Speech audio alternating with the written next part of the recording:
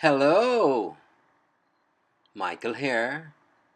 Looking today at Psalm 76 for our devotion, a psalm which may be subtitled, Who Can Stand Before You? And we're focusing on verses 5 through to 7 for the exposition. Let's go ahead and read those three verses.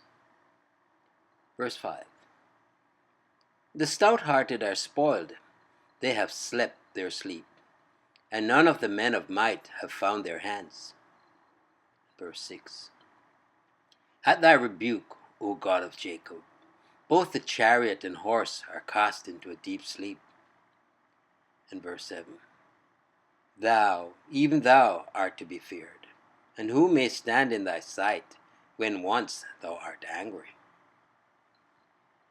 And as we turn to the treasure of David for the exposition, let's go ahead and read verse 5 again.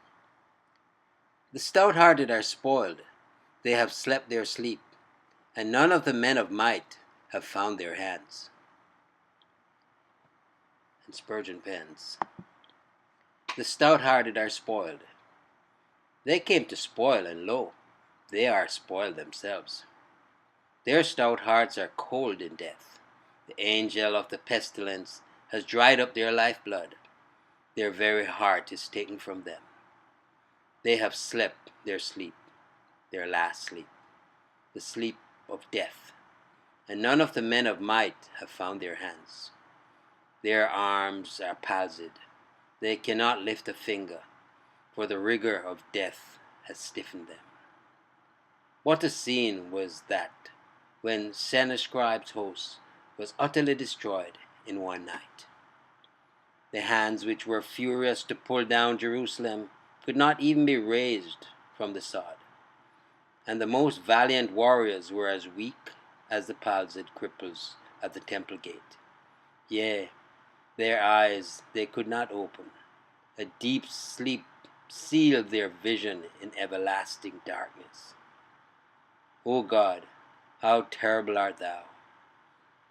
Thus shalt thou fight for us, and in the hour of peril overthrow the enemies of thy gospel. Therefore in thee will we trust and not be afraid. And verse 6. At thy rebuke, O God of Jacob, both the chariot and horse are cast into a deep sleep. At thy rebuke. A word accomplished all. There was no need of a single blow. O God of Jacob, God of thy wrestling people, who again like their father supplant their enemy, God of the covenant and the promise, thou hast in this gracious character fought for thine elect nation. Both the chariot and horse are cast into a dead sleep. They will neither neigh nor rattle again.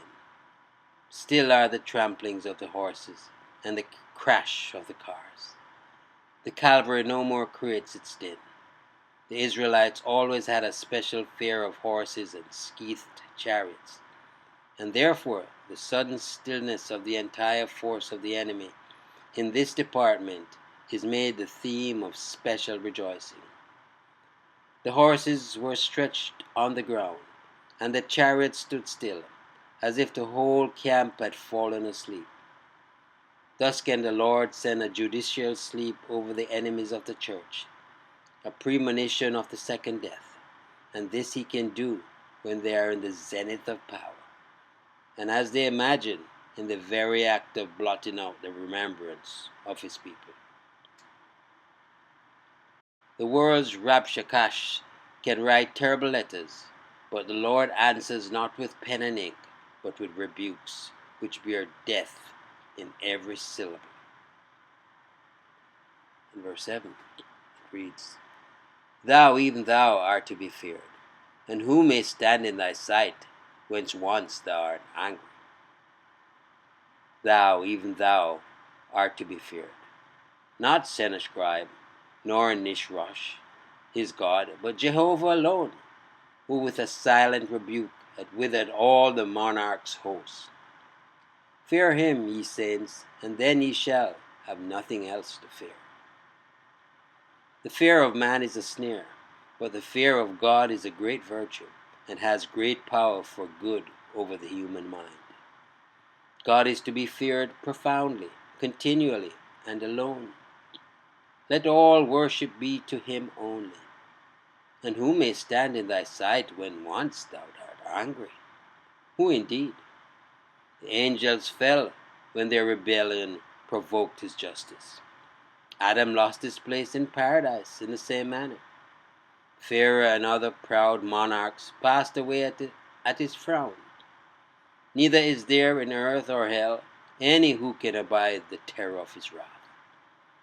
How blessed are they who are sheltered in the atonement of Jesus, and hence have no cause to fear the righteous anger of the Judge of all the earth. Yeah, I always say, God don't play. God don't play. He ain't no wimpy God. He's mighty with love, but also judgment. Trust you enjoyed the meditation. Michael here declaring yet again, Jesus is Lord. Until next time, be blessed, blessed, blessed.